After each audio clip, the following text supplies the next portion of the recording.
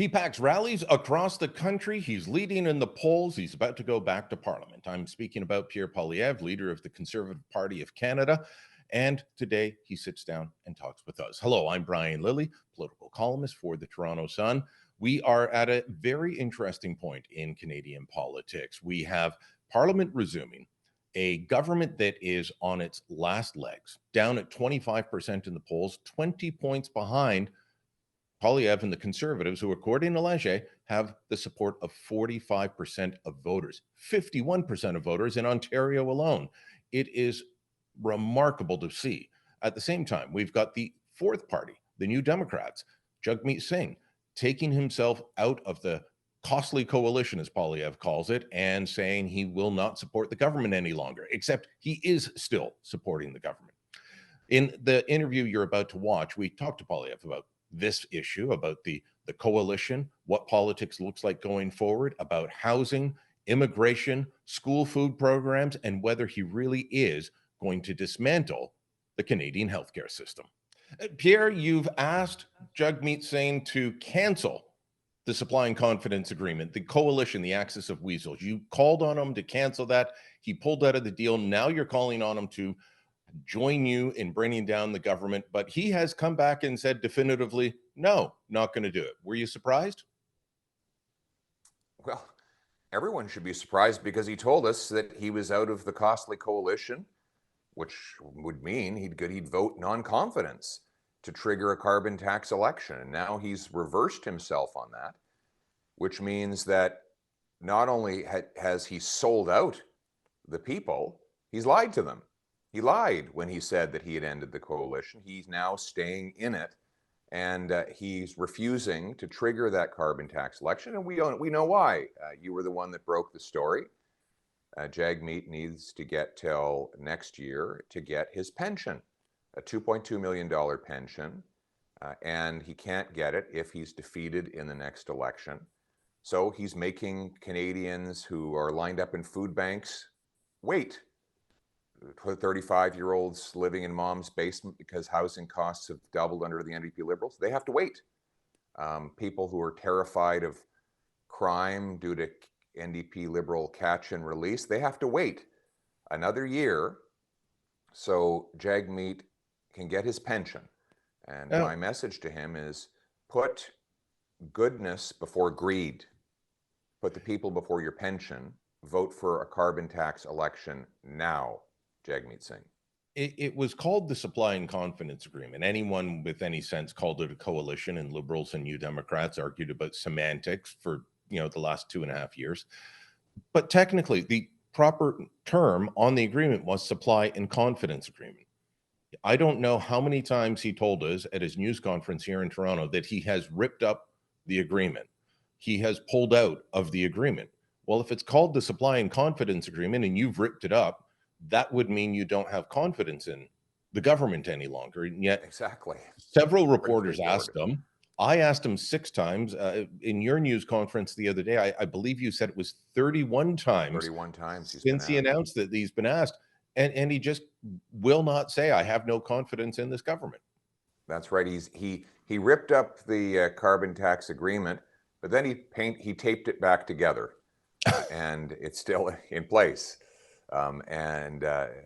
It's really sad to see someone who claims to be this socialist to be himself so greedy, to put his $2.2 million pension ahead of the people who can't afford to eat, who are living in squalor in the many tent cities that have popped up in places represented by the NDP, tents, encampments that never existed before this NDP Liberal government. He is voting to hike the carbon tax to 61 cents a liter. That's quadruple what it is now, which would just grind our economy to a halt. And so I'm telling Jagmeet Singh, stop it with all your personal greed. It's not the job of taxpayers to pay for your BMWs, your Gucci suits, your fancy watches. It's your job to represent them and do what you said you would do, which is to rip up the agreement for real and trigger a carbon tax election now. He's trying to position himself. We know the Liberals' support is in the gutter. The NDP support is even lower, according to the latest Leger poll. But Jagmeet Singh's trying to position himself as the only person that can take you on, that the next election is between him and you. And what I found fascinating, since he announced he's ripping up the agreement ad nauseum, is that he not only puts out statements that I've never heard you say, but he's not fact checked on them. So let me ask you about a couple of these. He says that you want to dismantle healthcare in this country. Do you want to dismantle healthcare in this country, Pierre Poilievre? No, and you don't need to take my word for it because I have a record. When I was part of the common sense conservative government of Stephen Harper, something for which I'm very proud, we increased health spending every year by 6%, which is more than it has increased under the NDP Liberals. And we did that while successfully balancing the budget and lowering taxes for Canadians. How? We got rid of waste. We cut back on outside consultants, special interest groups, and bureaucracy so that we had more money for taxpayers' wallets and for healthcare in Canada. In fact, I'm the only one who has a common sense plan to bring more doctors. We've got 20,000 immigrant doctors and 32,000 immigrant nurses who can't work simply because they can't get licenses, even though they had very successful careers in other countries with similar standards. My common sense plan would create a national Blue Seal testing standard so that we can test newcomers up to our system and get them working within 60 days. That's thousands of extra doctors and nurses, particularly in rural and remote communities that lack them. I don't have his... has offered nothing, by the way. And where the NDP is in power in BC, the healthcare system is a disaster. So if you want to look for someone who will destroy our healthcare system, it's sellout Jagmeet Singh and the NDP Liberals. I don't have his name in front of me, but I spoke to a gentleman from India a little while ago who came to Canada. He was a doctor in India, came to Canada believing he'd be able to practice, couldn't practice, found another way to be successful in business and life here in Canada. And last I talked to him, he was seeking the Conservative Party nomination just outside of Toronto, partly because of this very issue that you're talking about. So that's where things are at. Well, look, Brian, and people say, well, how can the federal government do this when healthcare and occupational licensing is provincial? Simple. We did it in 1952. It's called the Red Seal, which is a licensing standard for all of the regulated trades. It's been in place now for 72 years. So if we can do it in the trades, why can't we do it in the professions? It makes sense. They are guilds to try and keep people out. Justin Trudeau is hanging on to power. There's always talk about him leaving. I think he wants to have a battle royale with you. In fact, he said the other day he's looking forward to getting into it with you when Parliament resumes. He is going across the country, though, saying that you are going to get rid of programs that Canadians rely on. Excuse me. And he's pointing to things like the school nutrition program. I called around to several provinces, and the only one that has anything is just a promise to Newfoundland. Newfoundland and Labrador have a promise from the federal government, but there's no program yet. And several other provinces I've spoken to say, we've received a letter asking if we're interested in talking, and that's it. So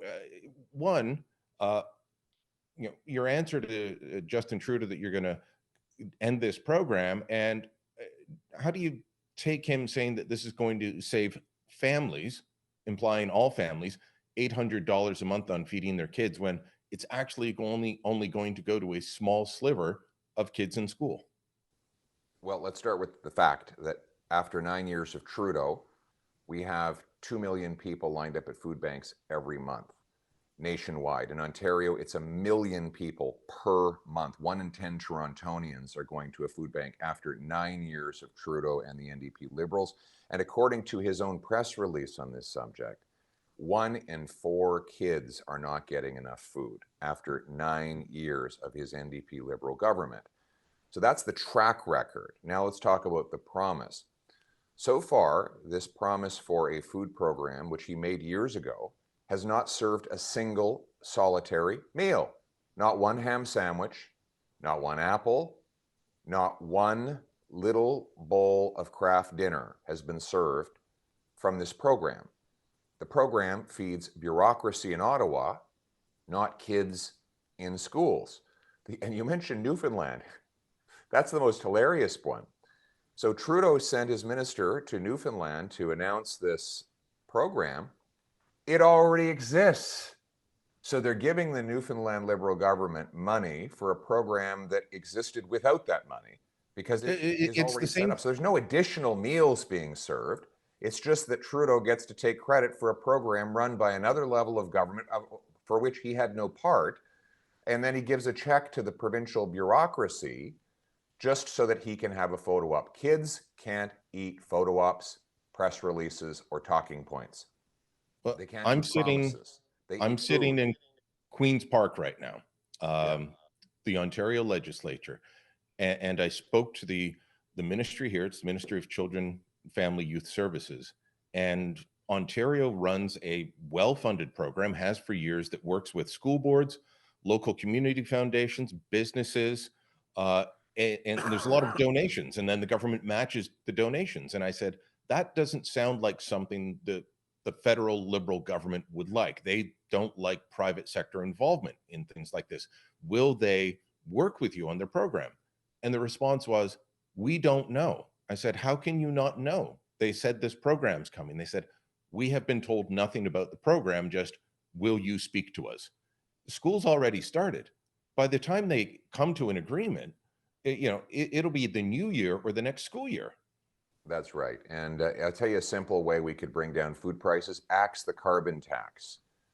The carbon tax on farmers and truckers who bring us our food is what's driving up the enormous food price inflation. And this is government greed of Jagmeet Singh and Justin Trudeau. By axing the carbon tax, you make it affordable for farmers to dry their food, heat their barns, and truckers to ship the food to the grocery store. That would be a common sense approach that would give Canadians relief immediately. So if he really cares about food for kids, then axe the tax. I was given an astounding fact the other day about the carbon tax. Speaking to a developer, someone with decades of experience in actually getting things built. And they told me that to create 1 ton of cement, you need to emit 1 ton of carbon. The cost of 1 ton of cement is below the $170 that the carbon tax is going to. And so they said by 2030, the carbon tax will cost more than the cement will. So it will more than double the cost of cement, which is vital to use in construction of building homes, building schools, building hospitals. Well, what will more likely happen is that the cement and concrete quarries and factories across Canada will simply close, and they will move to the United States, and there will be shipments of concrete and cement powder coming up from the Americans. We will be sending billions of dollars to them to supply us with essential building materials that will drive down our economy, the incomes of our workers, and the revenues of our governments. The same is true with steel. The carbon tax is costing Stelco in Hamilton $500 million. Under the plan to quadruple the tax over the next 5 years, Stelco's gone. I predict Algoma is gone, and all the steel making in this country will simply move to the United States. And if the tariffs are lifted, they'll move to China, because there's no way you can produce steel. This will be a nuclear winter for our economy. Brian, the finance department says that this year alone, with the 17-cent a liter tax, it deletes $25 billion of our GDP. This isn't Pierre Poilievre's calculations. This isn't, the Fraser Institute or a conservative-leaning think tank. This is the finance department of Justin Trudeau. Wow. By 2030, it's $30 billion. And then you would add the second carbon tax, which they call the so-called clean fuel standard. That will delete another $10 billion. So two carbon taxes by 2030 will have deleted $40 billion of GDP. According to the government's own estimates, I believe it'll be far worse. Imagine, how do these trucks keep running? Like, how the trucks that pick up parts from a factory and take it to a warehouse, that keep the bits and pieces of our economy going, they can't run on a 61-cent liter carbon tax. They will simply be sold to the Americans, and all of the things they link together in our economy will just stop happening. It will be a catastrophic collapse if this carbon tax quadrupling goes ahead, as the NDP Liberals propose, and that is why it is a carbon tax election. It is the existential question of the election. I know your staff's probably off camera wanting you to get going. I know you got a busy schedule. Two more questions for you on housing and immigration, and I'll let you go, Pierre. I heard you say something that I hadn't heard before. You said you want to cap immigration and tie it to the housing supply. And I thought, but that's common sense. I know that's your slogan, is common sense. And the Liberals and the NDP are trying to attack you for saying you believe in common sense, but it sounded like that. Explain this idea a little bit for people watching. Okay, well, I'll just start with the elemental fact that humans need homes. It doesn't matter if those humans are born in Canada or on the other side of the world. If they're here, they need a place to live. They need a roof over their heads. So if you add people faster than you build homes, you'll have a housing shortage. And that's what's happened. Last year, we had the biggest population growth in Canadian history, 1.2 million, and we built fewer homes than we did back in 1972. So think about that. We built fewer homes last year than we did in 1972, when our population was half the size. Unreal. So we've doubled the country size from 22 million to 41 million, and we're building fewer homes. That is mathematically impossible. It cannot go on. When I was housing minister in 2015, we built roughly one house for every 1.3 new people that came to the country. So we were actually in a housing surplus, because we have roughly 2.5 people per house in Canada. And so we were building houses about twice as fast as we needed to. And that's why housing was affordable 10 years ago. When I was housing minister, it was $900, $150 for a single bedroom, about $1,100 for a two-bedroom on average nationwide. Well, fast forward to the present, and you've got this monstrous population growth with declining home building. So what I'm saying is, let's create a mathematical formula that sets this year's population growth based on last year's housing construction. So if just, there'll be more detail as we go forward, but just think of it this way. If we grow our housing stock by 2%, then we can't grow our population by more than 2%. It has to be less. And in doing so, we slowly chip away at the housing shortage and make sure everyone can afford a home. It makes sense to me. I'm amazed it hasn't been thought of or put into practice before. Let me ask you about your housing plan to use federal lands.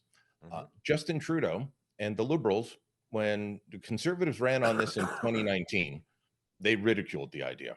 When the Conservatives ran on this idea in 2021, they ridiculed the idea. When you started talking about it, your rallies, they ridiculed the idea. Now they're saying they want to do it.